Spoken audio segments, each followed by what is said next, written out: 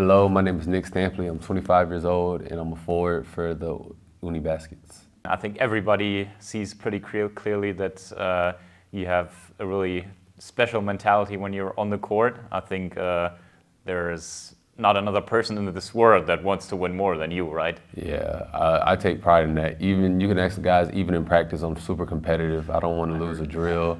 I'm always talking smack to Sigu, and the funny thing is I'm talking smack to him, but he's my roommate. So I think that's pretty funny. Where would you say you get that sort of drive from to be like that? I've been down it my whole life, basketball-wise. So I've always been the smaller guy per se, and so just to have that fire in me to prove people wrong. Maybe we can go back a little bit in time when you played at Troy in college.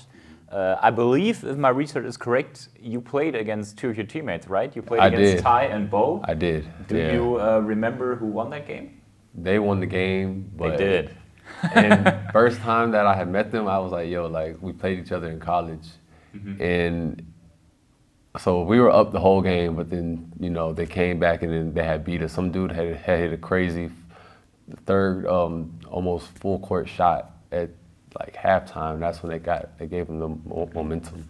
How crazy is it that you guys played it against each other in college, and now, I'm not sure exactly how many years later, but now you're on the same team together here in Germany, in Münster? Yeah, right? Crazy. I had actually played against Bo when I was in Finland too. You were, I didn't tell you what I was going to ask, but that was going to be my next question. There's like so many small connections with all the Americans that are on the team now. You already said that you guys both played in Finland. Maybe you can talk about the way you experienced the basketball in Finland and also later when you played in Manchester in England. How does that compare to what you're experiencing right now here in Pro A? Right now, Pro A is physical. Like the referees, they let you play. In England, they wouldn't really let you be physical like that. And yeah, so I would say that the competition's a lot more physical. Guys are more talented, I would say, over here. So yeah, it's a very good competition. We've already seen you're not only physical, you're also, I hope this doesn't offend you, but you're a rebound machine, I could say. I mean, against Bochum, you had like 14 points, 10 rebounds.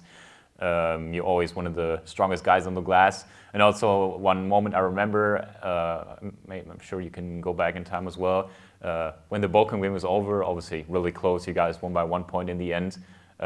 Everyone else kind of was like celebrating, went to the bench, and you walked all the way over to the Münster fans, right? Yeah. And you were like, come on guys, we just won. Like, what was going through your mind in that moment? Man, because I heard the fans loud and clear that whole game. And so I was hoping that, you know, that we could get the win for them, because each home game they show up, they give us support, and that really helps us get the job done. Mm-hmm.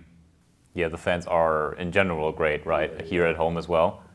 Amazing at home. And then even on the road.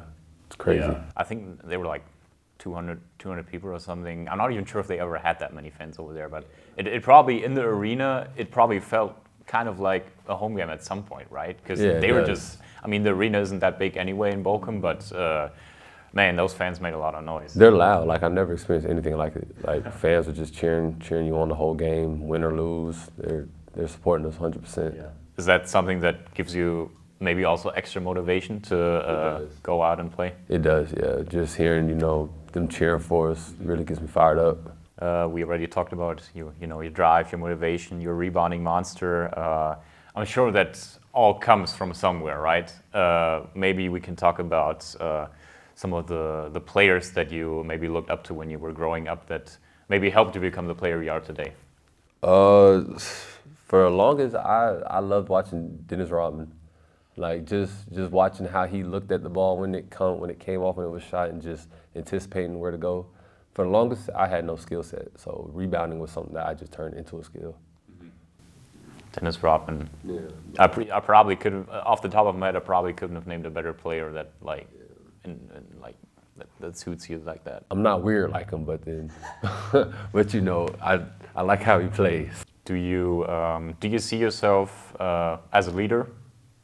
I do in many ways. I would more say lead by example than actually like going out and talking, like, you know, talking to somebody, telling them what to do. But in my head, I see if my teammates, they see me playing hard, they see me busting my butt, diving on the floor, rebounding, then they want to do the same and fight with me. Maybe the last question for this segment. Is there a coach maybe that you would say that influenced you the most to become the player that you are right now? I got a couple. Melvin Randall, my high school coach. Reginald McNair, my other high school coach. Those are really the main two that, you know, that like helped push me to the type of player that I am. Coach Showman, my JUCO coach, he's helped me tremendously. He's helped me a lot. But I've had a lot of great coaches throughout the years, so I'm happy. I'm blessed to have that.